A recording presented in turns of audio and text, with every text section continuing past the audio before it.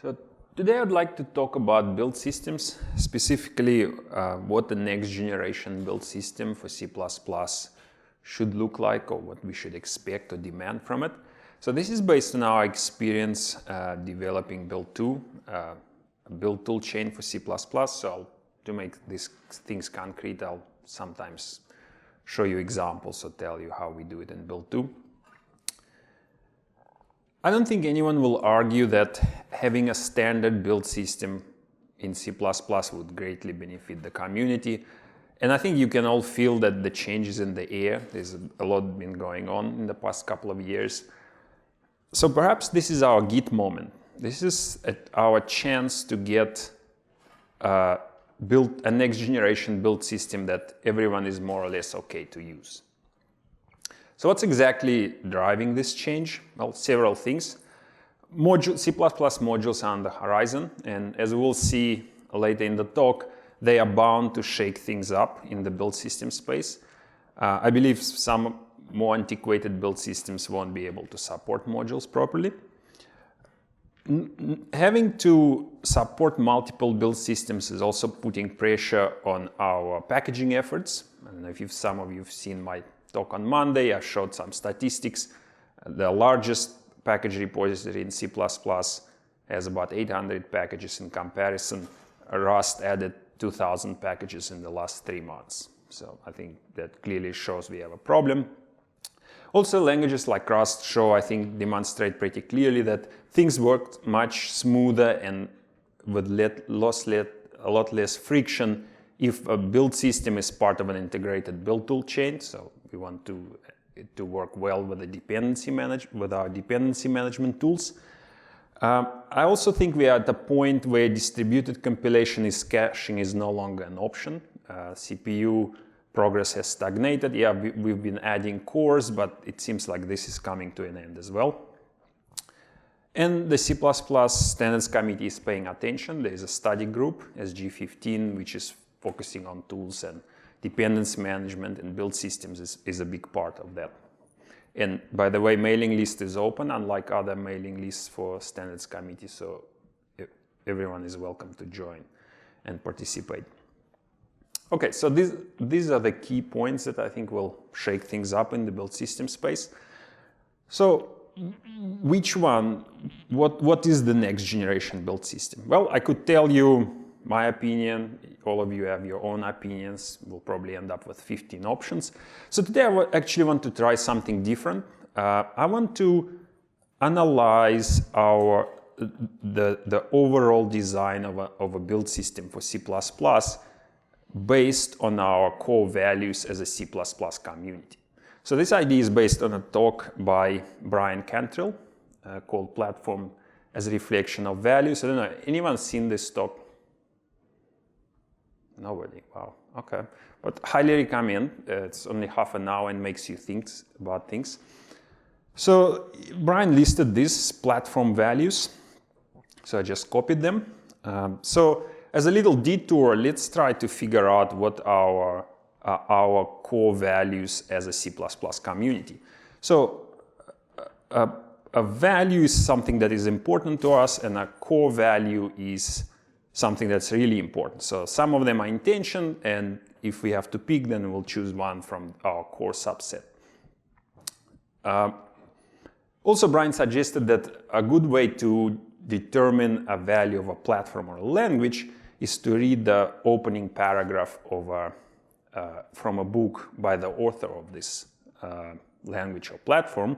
So we're going to do that, but we're going to start with C, just a little exercise, philosophical exercise. So this is the opening paragraph from the C programming language. I'm going to read it. C is a general-purpose programming language which features economy of expression, modern control flow, and data structures, and a rich set of operators. C is not a very high-level language, nor a big one, and is not specialized to any particular area of application. But its absence of restrictions and its generality make it more convenient and effective for many tasks than supposedly more powerful languages. So I've highlighted some value words in this paragraph. So I think this should be fairly uncontroversial, right? So the core values are portability, performance, portability, and simplicity, right? And we are not confusing simple and easy, right? You've all seen the talk, previous talk. C is simple, but might not necessarily be easy. Okay, moving on. That was, I think, fairly easy. So this is the opening paragraph from the first edition of the C++ programming language. So it's original C++, C++98. So C++ is a general purpose programming language designed to make programming more enjoyable for the serious programmer. Except for minor details, C++ is a superset of the C programming language. In addition to the facilities provided by C, C++ provides flexible and efficient facilities for defining new types. Again, highlighted some keywords. Okay, so it's based on C, so we probably carry over some values from there, right? Performance and portability. I don't think anyone will argue simplicity is gone, right? In return, we get extensibility, the ability to define new types, and compatibility with C is also important, explicitly mentioned in that first paragraph. Okay.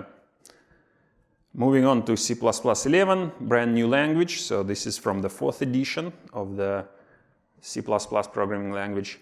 C++ is a general purpose programming language emphasizing the design and use of type-rich, lightweight abstractions. It is particularly suited for resource-constrained applications such as those found in software infrastructures. C++ rewards the programmer who takes the time to master techniques for writing quality code. C++ is a language for someone who takes the task of programming seriously. So quite some changes there. I think you will all agree. All right, let's see. So it's based on C++ 11. It's an evolution of a language, so probably carry over some values, performance, portability, extensibility. Notice that the compatibility with C is not mentioned explicitly anymore, but I think we all agree that without C compatibility, there would be no C++. We also got expressiveness. Nobody will argue. I think that C++ 11 got a lot more expressive. There's also talk about code quality, robustness, and it is actually backed by what's been going on. So, for example, exception-safe design, good example. C++ 11 also got quite a bit more approachable. There are high-level constructs and facilities in the standard library. And there's also things like core guidelines which help newcomers get started with the language. So I would say these are the core values of the modern C++. I would list them in the order of preference. So performance is top priority, right? Then we have extensibility and expressiveness, portability, compatibility, robustness, and at the end we have approachability. Just for interest's sake, a little detour inside the detour. These are the core values of JavaScript, so listed in the Brian's talk. So as you can see, there is a bit of an overlap, right? We have approachability and expressiveness in common. So the reason I'm bringing it up, I want to highlight an interesting aspect. As the community grows, we may end up with a divergence of values. So different sections of the community, they start pulling, the community in slightly different directions. And I don't know, I personally think we have some of that in C++. We have some, C++ now is again a popular language, and there are newcomers that maybe come with JavaScript background, and they have different values, or they assign different priorities to their values. So just a little thing to think about. Okay, so these are the values. The next two questions to ask, well, the first question to ask, whether they translate to us as a community, right? So these are the values as expressed by Bjarne in his thought for the language and as interpreted by me. So the question is, are they actually the values of our community? Are they? Because it's entirely possible, Bjarne thought, yeah, I'm going to design language for one thing, and the community came and said, no, we're going to use something else entirely. We have something else in mind. I don't know, what do you think? Does that represent why you are using C++? For me personally, it does. Okay, so I don't see a violent objection, so I would just go with that. So I would assume these are more or less represent the values of the C++ community. So the next question is, does it necessarily translate to our tools, right? It's also possible that we will assign completely different set of values to our tooling. But again, that sounds a bit strange. Natural thing to assume that they are the same. So I'll go with that. All right, so these are our core values, and what we're going to do next, we are going to analyze some high-level meta-design questions of a build system for C++ using these core values of the C++ community. Well, the first question is actually, do we need a build system at all? Right? If you look at Rust, for example, they use what I would call a build systemless model, put things in certain places, everything is done by convention. I don't think this is going to scale to C++. We have fairly complex projects. In fact, it doesn't scale for those languages as they are finding out for their more complex projects. For example, I've heard that the latest trend in the Go community is go back to make files for building these things. Okay, so I think we'll agree that we do need a build system. It would be nice if for simple projects we can approximate the build systemless model, and as I'll show later, we can actually do that. So we can have our cake and eat it too. Okay, now is the egg throwing question, right? Native or meta build system, or also known as a project generator. So the idea of a meta build system on the surface is actually quite sane, right? So we have all these different build systems on different platforms. Why don't we come up with a high-level description language that we just translate to all of them, and the users of our language, they will be comfortable with the underlying build system and so on. But if you look under the surface, you will quickly realize that a meta build system is a race to the bottom. It's a race to the lowest common denominator. Right? If you have to target 3 different underlying build systems, the set of features that you can rely on is basically an intersection of them all. Right?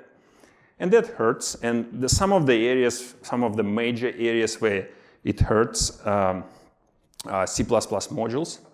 I believe, and I hope I'll show you it towards the end of the talk, that for a meta build system to support modules, it will require their support in the underlying build system. It's pretty much similar to how it is done now with header dependency extraction.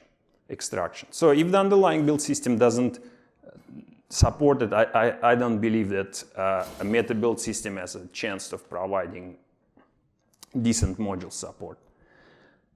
The other point, point of meta build system is generated source code. Again, the same problem. If the underlying build system doesn't support it, then we have to resort to things like pre-build steps and so on, which have a lot of limitations.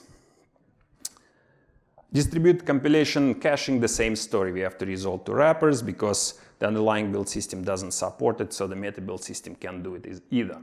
Compilation database, again, another example. The meta build system does not necessarily control or know how things are built, so it simply cannot produce it. There is one and probably major reason why meta build systems are popular, and that's IDE support. Right? You can use a meta build system to generate your projects, and then you can work in the comfort of your IDE. But if you think about it, we ended up in a situation where a tail is wagging the dog. Right?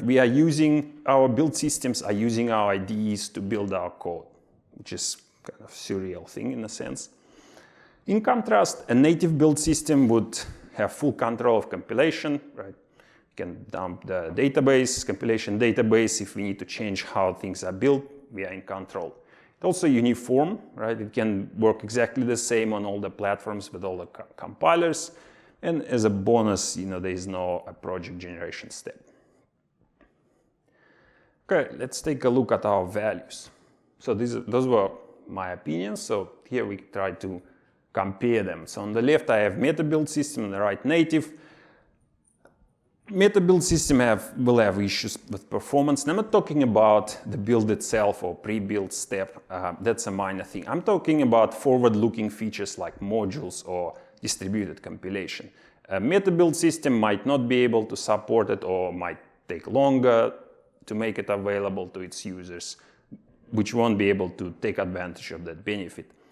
Extensibility, again, you are in a straitjacket, you can only use the lowest common denominator, so it's hard to extend it with anything. Robustness also suffer because we now have more moving parts, different underlying build systems that we need to support, test, and so on.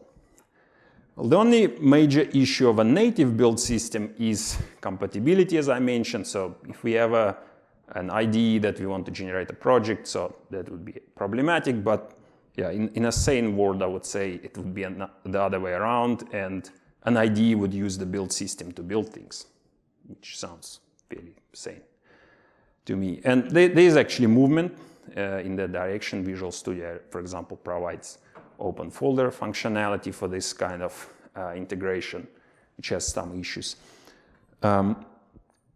So my personal thinking is that for a C++ community to standardize on a meta build system would be a fundamental mistake. Okay, moving on. Black box or a concept of build or a conceptual model of build. So just to illustrate what I mean, there are two examples. One is a make file that tries to build a portable hello world program, and the other one is a CMake, right? So if you're not familiar with make language, the make file probably looks to you like line noise, right? It's basically gibberish. But if you actually read the manual, you will start to understand underlying concepts in what's going on, the model, how things are built. So on the first line on the left we have a target, on the right we have prerequisites. Next line is a rule that specifies how these things are built.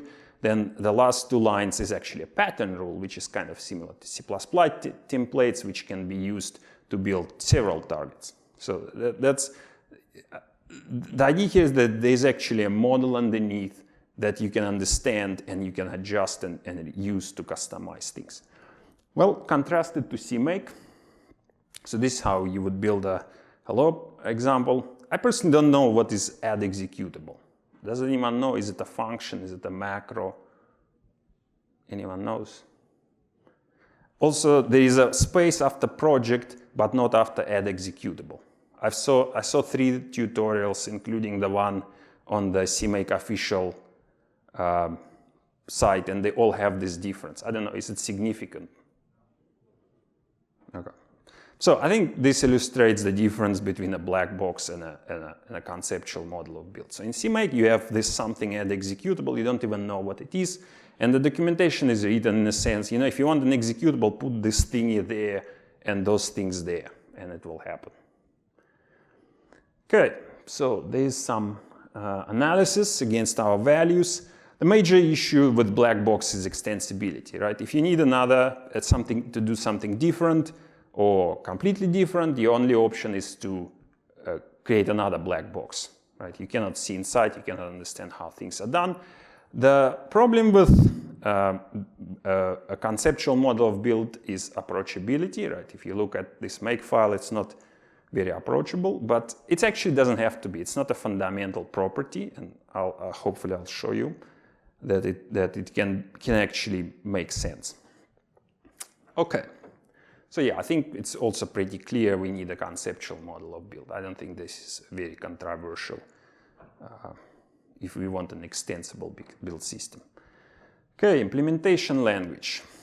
Another egg-throwing, potentially, question. So the question is, can we afford to hitch ourselves to another system, right? Be it a Python or Java or some other language. When I ask other developers that choose other languages than C++ why they went this way, the answer is usually you have to use the right tool for the job, which suggests that C++ is somehow inadequate for the job, right? I don't know, in case of build 2, for us it wasn't even a debate or a question which language we should use, but looking back, that was probably one of the best decisions we've made, because nothing gives you as good of a reality check as using your own build system for everyday development. Which actually brings an interesting aspect to this question.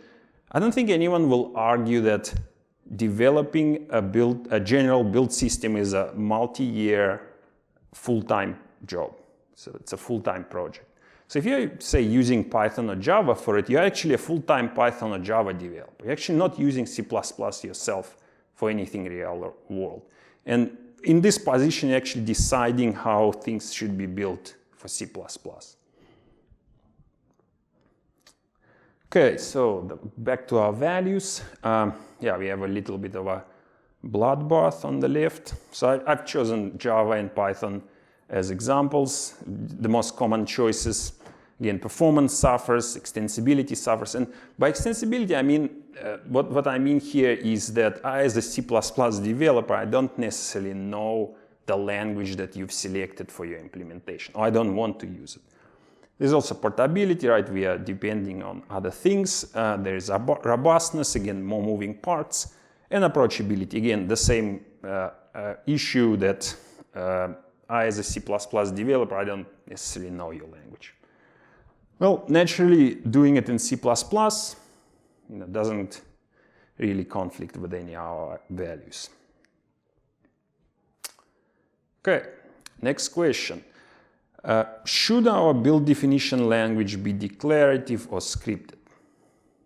And I personally believe that the complexity and the importance of the problem actually warrants a custom-built language. So let's analyze it using our values. So on the left we have scripted. Performance will probably suffer. Expressiveness will also suffer. You'll probably wrap your scripting language in some kind of DSL, but it's still not going to match what can be done with a custom language. We also have issue with portability, again, depending on another system, and approachability, the same issue. I might not know your scripting language. The problem with declarative approach, extensibility, and it's actually a pretty bad problem, right? This value is pretty high on our list, and it's also affected severely. So perhaps it actually makes it's worth trying to fix that. And perhaps what we can do is a hybrid, mostly declarative language. This is what we've done in build 2. So it is declarative. It kind of looks similar in a sense to make. So you have declarations. This is a target. This is a prerequisite. But we also have variables typed. We have pure functions. And by pure, I mean they cannot modify the build state. You can run regex, analyze, chop values, and so on, but you cannot actually enter new targets programmatically. We also have exclusions, if else. Note that I phrase it as exclusion or inclusion of a build file fragment rather than control flow, so it's still not a programming language. We also have repetitions, a for loop. Again, you can repeat a fragment of the build file several times and substitute it with different values and so on. And the extension is done by providing custom functions and custom rules, also in C++. So I think this is probably the way to go. I think declarative language has a major benefit, but we can augment it a bit with some nice things to make it more expressive and extensible. All right, so this is then the summary of our high-level overview. So the next generation build system is a native build system with a conceptual model of build. It's implemented and is extensible in C++ and has a mostly declarative type-safe build language. I'd also add that it probably should be part of the larger build tool chain that includes dependency management, and it should be a library to ease integration with IDEs and tools. So that would be my scorecard for a build system. So if I were choosing a build system for my next project, I would try to see how it matches these points. Okay, just for interest's sake, this is the first paragraph from the Build 2 build system manual. I'm going to read it. Build 2 is a native cross-platform build system with a terse, mostly declarative description language, a conceptual model of build, and a uniform interface with consistent behavior across platforms and compilers. Build 2 is an honest build system without magic or black boxes. You can expect to understand what's going on underneath and be able to customize most of its behavior to suit your needs. Also, for completeness, this is our makefile and CMake example. So at the bottom I have Build 2 example. In fact, if you look at it for the first time, you'll probably say it's exactly the same as CMake, right? Or at least a lot closer to CMake than a makefile. In fact, again, if you understand the underlying model, it's actually a lot closer to makefile than CMake. So we just have a declaration here with all the implementation details are actually handled by default rules. So on the left, we again have a target, on the right, we have a prerequisite, and so on. Okay, so and I think this highlights that issue with approachability. It doesn't actually have to be unapproachable. I think this is fairly clear what's going on here, even if you haven't read any documentation. Okay, so the second half of my talk will be about major features that we should demand or expect from a next generation build system. I'll quickly go over some that most modern build system already have, just for completeness and very briefly. I think by now everyone agreed we need out and in-source builds. I think we need both. Sometimes, most of the time you'll probably for development, you will have multiple out-of-source builds. But there are also situations where you want to build in source, where, for example, you just want to build someone's package, and it's just more convenient to do that. Wildcard patterns. This is somewhat a controversial topic, and I personally was also skeptical before we added it to Build 2 and converted all our projects, but yeah, now I'm also converted. The nice thing about wildcards is that I hardly ever need to touch my build files anymore. And the problem with wildcards that is usually brought up, or the major issue, is that you can pick up some stray files that happen to be in your source directory and so on. I personally never ran into it, maybe because I use version control systems. So for me, a stray file will be immediately shown by the next run of git stat. But I think it's important to give full control. So in case of build 2, you can do it either way. So you can use wildcards, or you can spell your source files exactly, but I think wildcards are actually pretty nice. It makes the development workflow much smoother. This also allows us to approximate this build systemless model for simple projects. So if your source files are picked up by a wildcard, then provided you put them in the right place, you can add, remove them, rename them, and so on. So that also works quite nice, especially for someone who wants to start using the tool chain without reading too much documentation up front. Okay, cross-compilation. I shouldn't really need to mention it, but some build systems still cannot get it right, so it should be a norm and not an afterthought. Once you actually have a build system that has it done reliably and properly, the next natural thing you want to do is cross-testing, right? You want to run the tests for what you cross-compiled for, and this is actually possible. Probably the best example is running tests on the Wine emulation. So we do it a lot, and we even coined the term cross-testing, very handy. So I, for example, can run tests for Windows on my Linux machine. Modern build systems also rarely need to support just building. There are other operations. There's test, installation, preparation of distributions. It's also would be nice if configuration management was integrated into a build system. And this is a good example of when you actually get the design or the underlying model right, then you end up with some nice features kind of popping out that you didn't even expect or haven't even thought about. So just to give you an example that we found in case of build 2. So I have a little hello example here, nothing interesting. So I'm going to configure it to use Clang with optimization. Right? So this is how you do it. In build 2, I'm not going to run the build system. There we use Clang, as you can see, and with optimization, right? Let's say I made some change and now I'm not sure whether GCC is going to be happy with it. So I want to quickly test this just with GCC for just one run of the build system. It would be a pain if I had to actually go and do it manually or create a separate build configuration. I just want to quickly test it. So if your configuration and actual build system are separate, those are the only choices, right? You either need to reconfigure or you need to create a new one. If they're integrated, well, in case of build 2 at least, you can just override it for a build system invocation. Right, so here I'm gonna change it to GCC. Let's build a debug also. There's our GCC, and there's our debug. So the cool thing is now, if I remove those overrides, right? So, okay, I've tested GCC, works great. You know, I want to go back to Clang. All I need to do is just remove the overrides and rebuild it with Clang. So this is a good example of once you get things right, you know, interesting things happen. Okay, so now moving to the fun part, next generation functionality. I think most existing build systems really don't handle project composition very well.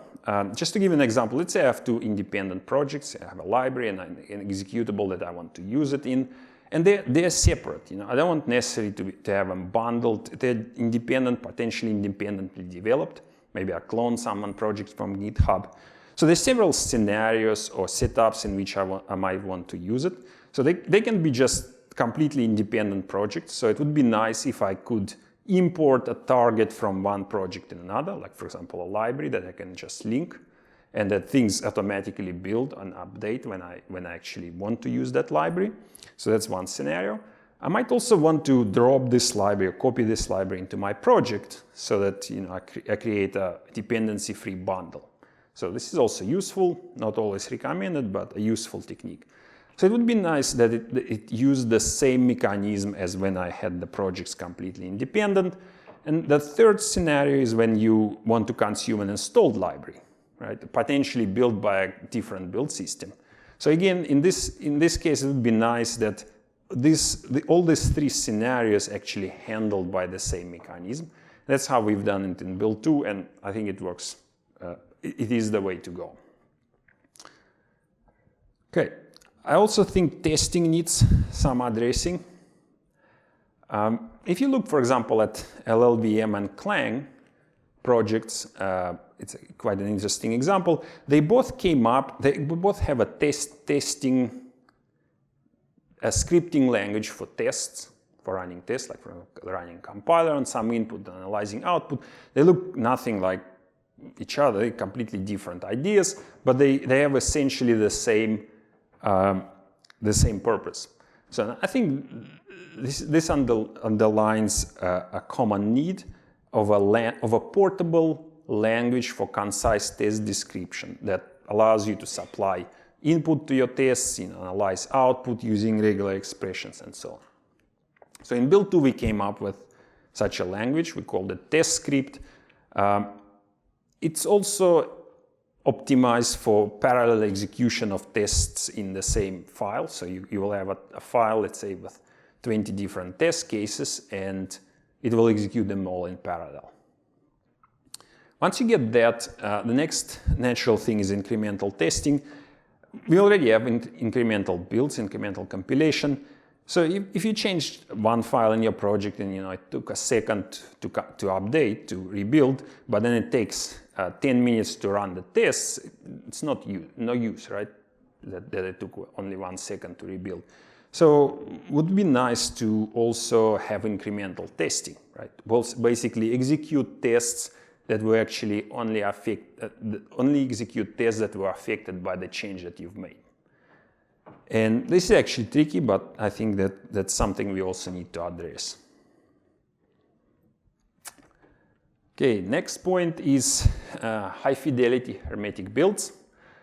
So the idea here is that a change to a source file is actually only a small part of what can affect the the end result, the object file. For example, other things like environment, tools, options, and even source code sets can all affect your the end result.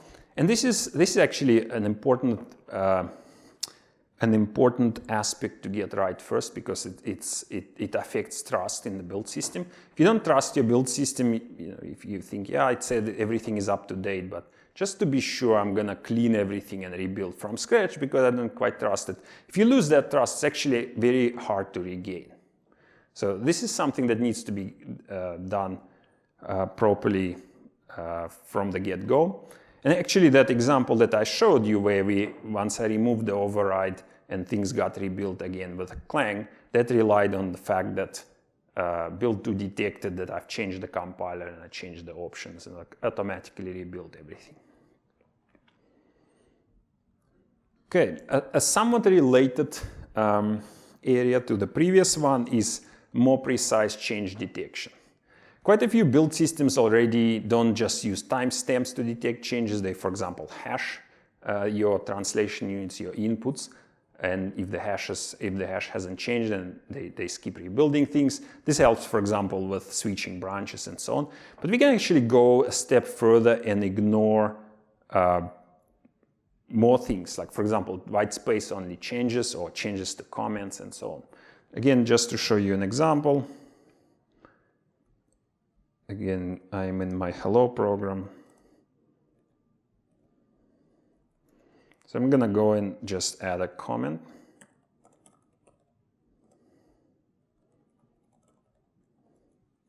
But I haven't actually changed anything semantically, right? So if I run the build system, it actually detects that nothing changed and skips updating the target. So I'll explain how this is actually done in a few minutes.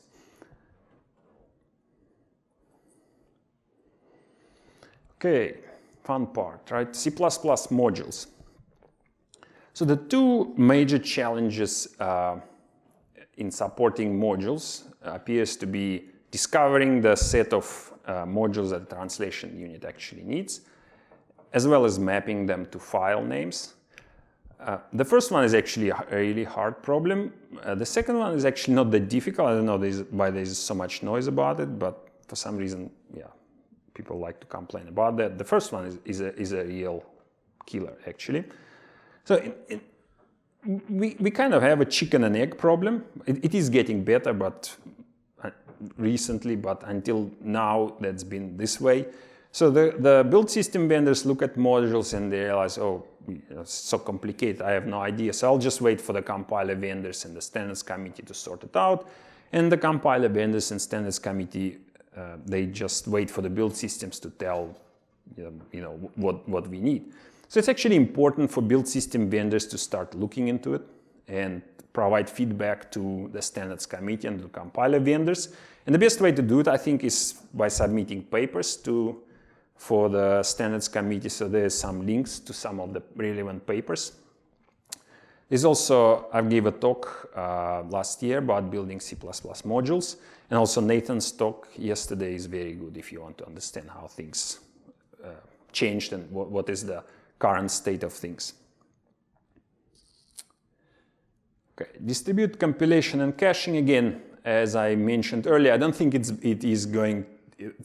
I think we've reached the point where we need it to be part of the build system, and it should be a reliable and a generally available mechanism. Right? We don't want to have wrappers in a highly controlled environment and so on. Which brings us to the way we build C++. So if you look at this item, so we have C++ modules, auto-generated headers, distributed compilation, and ignorable change detection.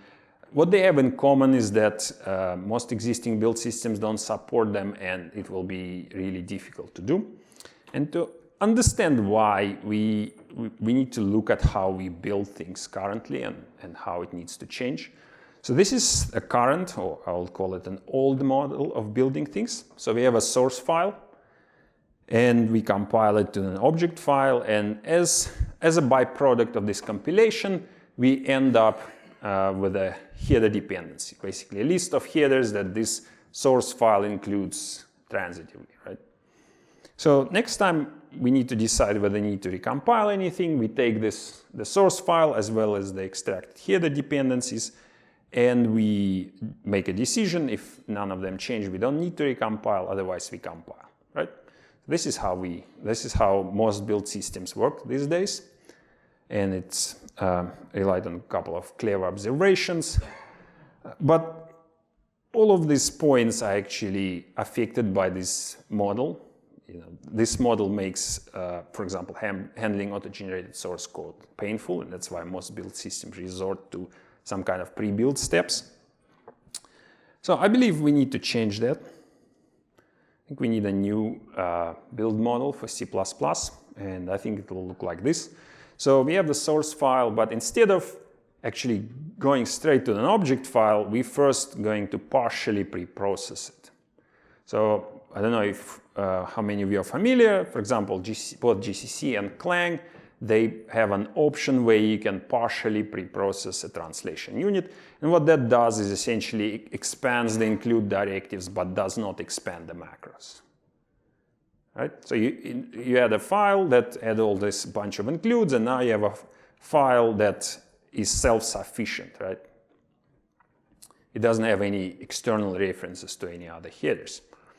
So once we've got that, and also Visual Studio team is working on a new preprocessor, and I've asked them many times to consider this feature, so hopefully we'll have that in Visual Studio as well.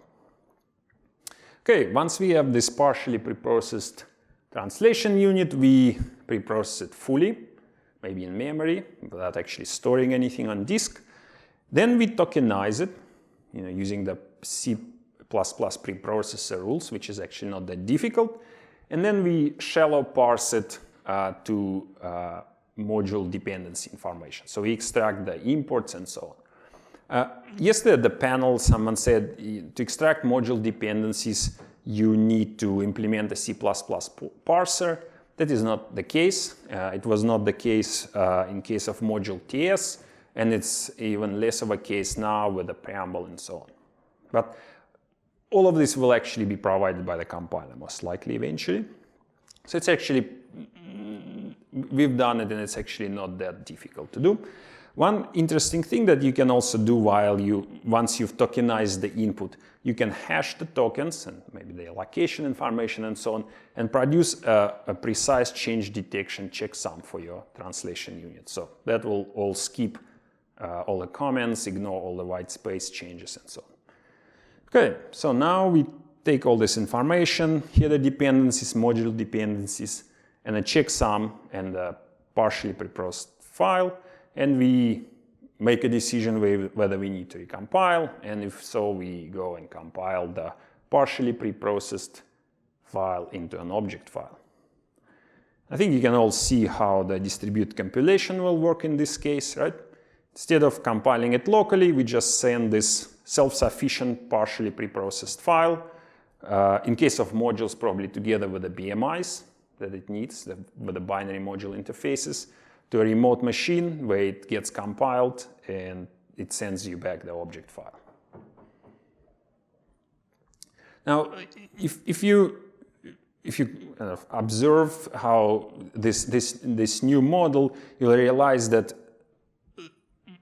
with a clean build, with the first build, we're actually going to pre-process all our translation units up front, right? And that might sound crazy to some. It's probably a huge performance. We're going to take a huge performance hit doing it, partially pre-processing, then pre-processing again. Turns out this actually can result in fast overall build, surprisingly. I think this is a good example where our intuition does not translate to modern hardware. But if you think about it, it makes sense.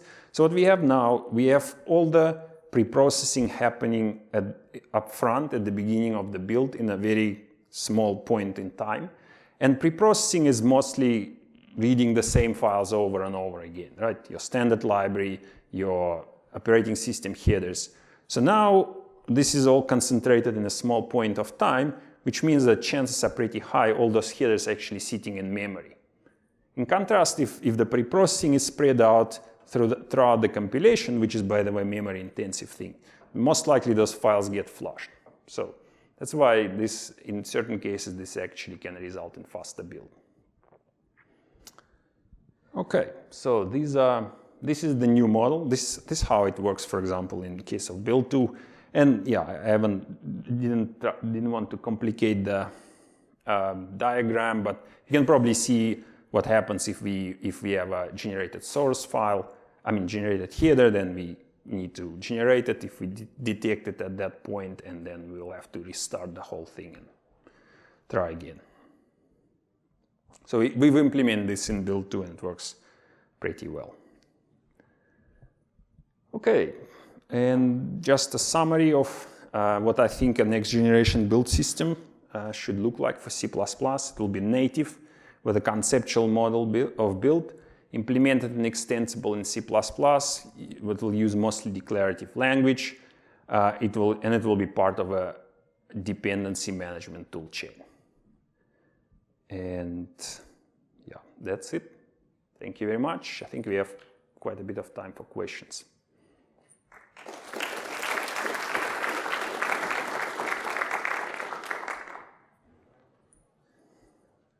Just a quick question on the previous page. Yeah, sure. Why do you not use the fully pre-processed file to compile? Is it just like a space issue? Or? No, actually, well, there is a theoretical and a practical answer to that. A theoretical is that apparently it's not even valid to compile, to first pre-process and then compile. A translation unit, yeah, I was also surprised. But the practical issue is that you lose macro expansion information, so the error messages are not going to contain all the information. All right, that makes sense. So they cannot carry the position information. Thank you for the presentation. I mean, I would use this build system. So in terms of IDE support, obviously having a native workflow would be nicer from the standpoint of not having to have this configure step like meta build systems, but of course you need to get the IDEs to support it. I'm curious if there's been a success so far getting build 2 in some of the common C++ IDEs. We personally haven't tried it, but I think Visual Studio open folder functionality looks quite promising. So if anyone wants to take a stab at it, we will help and assist as much as we can.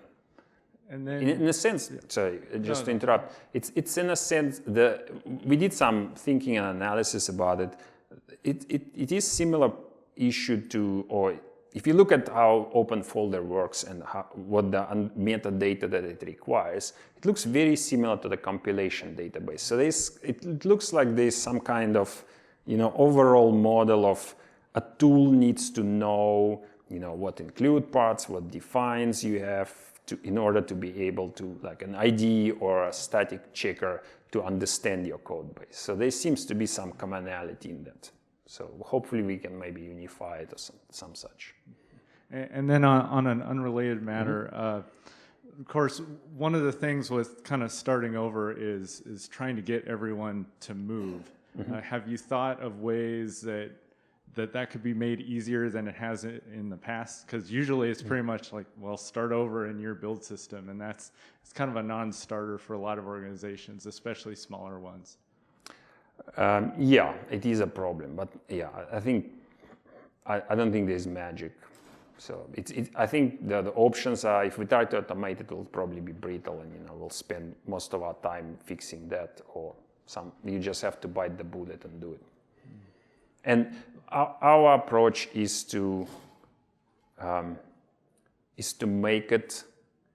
provide functionality that makes it worthwhile. Like, to give you an example, for example, we're running a CI service. So if you have an open source project, you can CI your project on all the major platforms and compilers for free.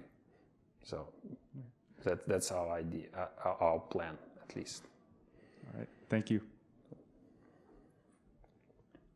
In the big builds, dependency checking takes for build projects takes most of the time, because you pretty much for every file have to scan STD libraries, boost, and those just a number of files can be huge.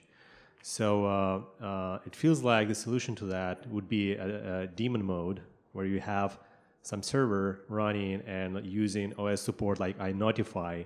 So you just build a dependency tree once, and then you just watch what change and rebuild as necessary.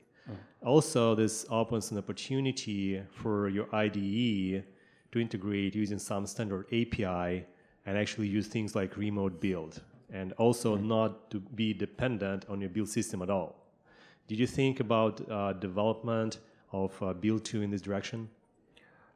Yes, we've thought about that, and also I think again going back to that point of pre-processing, actually ending up with a faster build. I think our intuition is really not translating very well. To me personally, if you have a modern hardware, for example, solid-state drives, a lot of memory, this problem actually pushes the problem to really extremely large projects. So I personally think NFS. Think about NFS. Yeah, well, yeah, NFS is usually what's brought up. I don't know. To me, sounds like using NFS is a bad idea. It feels like we are going to spend time and add complexity to optimize for a small subset of users that made bad choices, which sounds unfair actually to the rest of the community, right?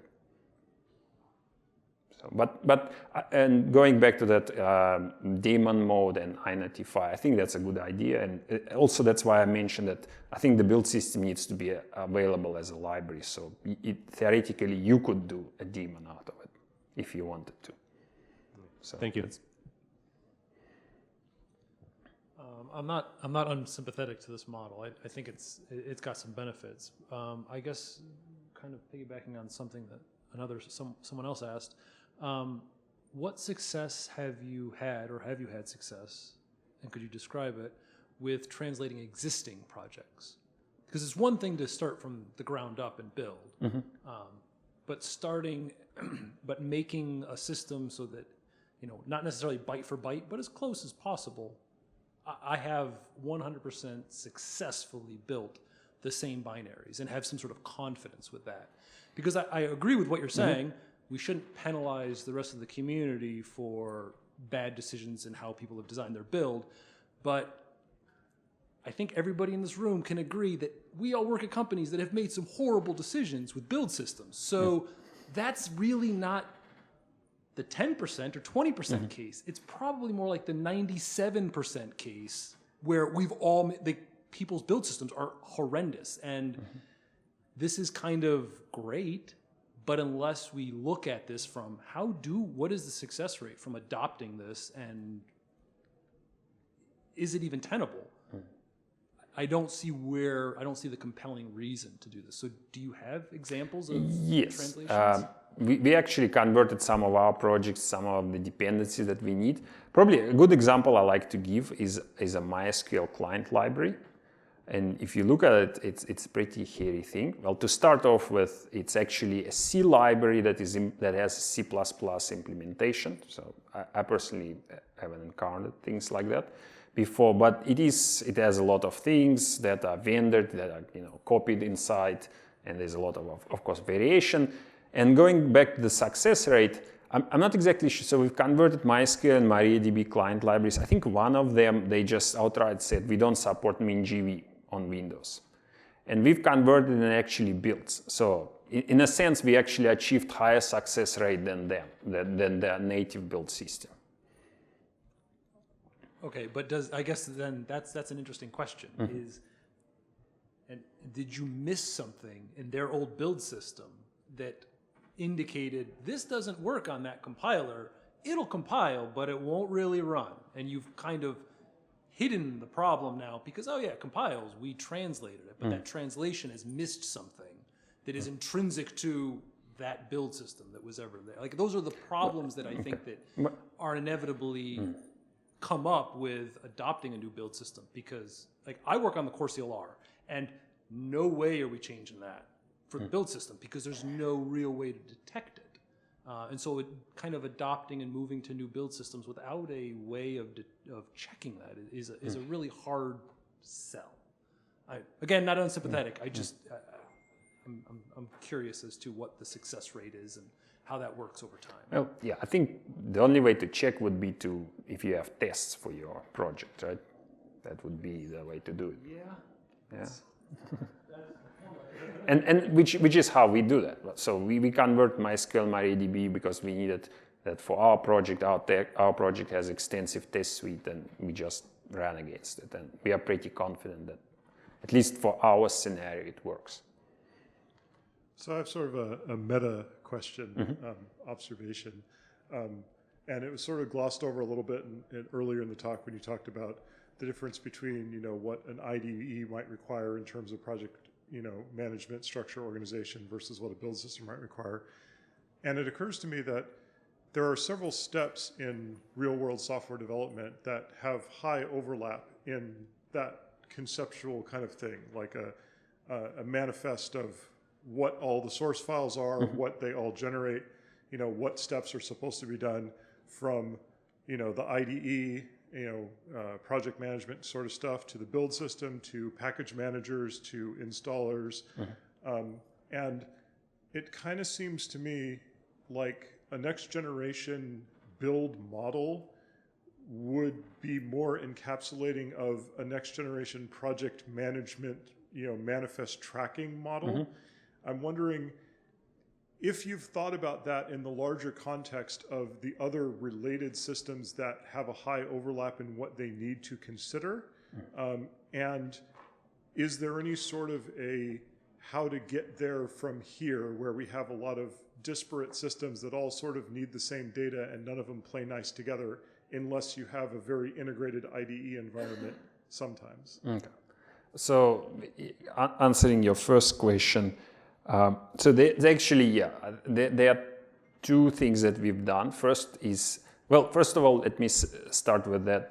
I believe a package manager and a build system and a project dependency manager, they should be integrated in the sense that they should inform each other's design, but they shouldn't be the same thing. Because sometimes you just want to use build system, and a good example for that is a distribution package manager. Like, for example, all the Debian and Red Hat, they just hate all these Rust people because, you know, it's just all, you know, tied together. So that's the prelude. I guess the two things that we've done to address the question of, you know, different tools needing kind of mostly the same information.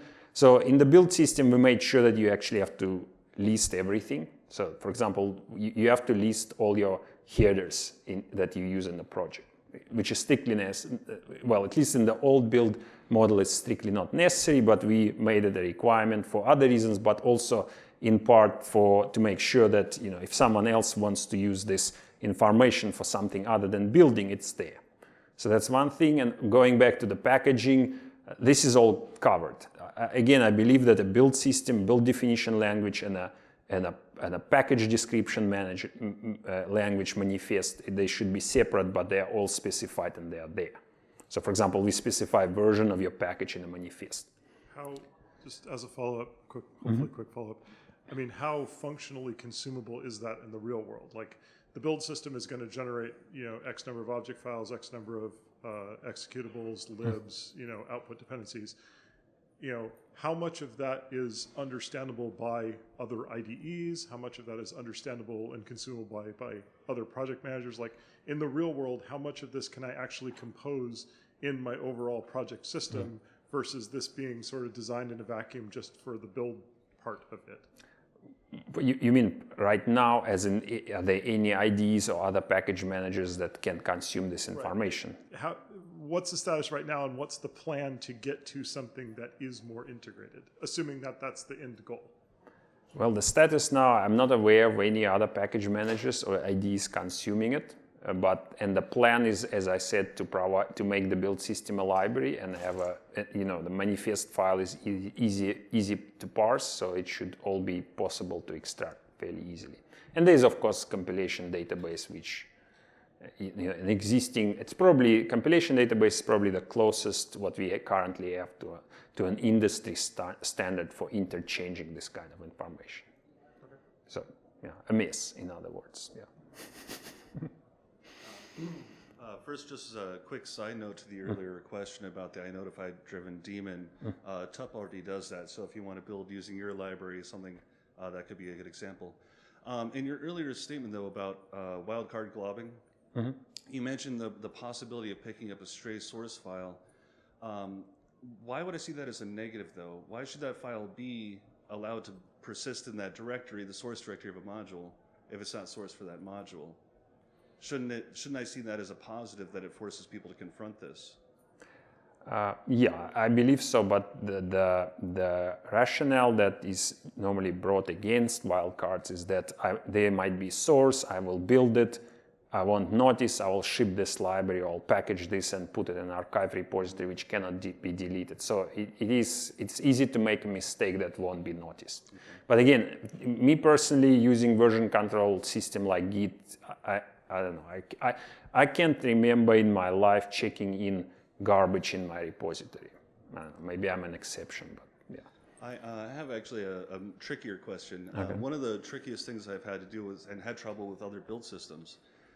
So I have a general process by using the coverage or profiling information from unit test to decide which source files the unit test depended on. So the next time that source file is modified, the build system knows to recompile and rerun this unit test. Do you have an example like that using build 2 so we can see how it would be done? Because a lot of times feeding back into the next build description can cause problems for some build systems. I'm not sure. Can you maybe rephrase? So what exactly is the issue? So for an example, reading the gcov information that produced by a unit test, somehow feeding that back into like a generated make file or whatever that can be included, so the next time when it runs, it knows this unit test also depends on these other things that got linked in through the static linker, for example. Okay, got it. So yeah, this is a more general problem. It actually goes back to the generated source code. So you need to be able to feed ad hoc dependency information into your build system, right? So in build 2, yeah, we have support that. Oh, okay. So. Is there an example I can look at on your site to show that? So the way you would do it, you will actually need to customize a rule that will so yeah, you cannot do it in the build file. You'll just need to write some C++ that does that. Cool. Okay, I think, yeah, we are out of time. Again, thank you.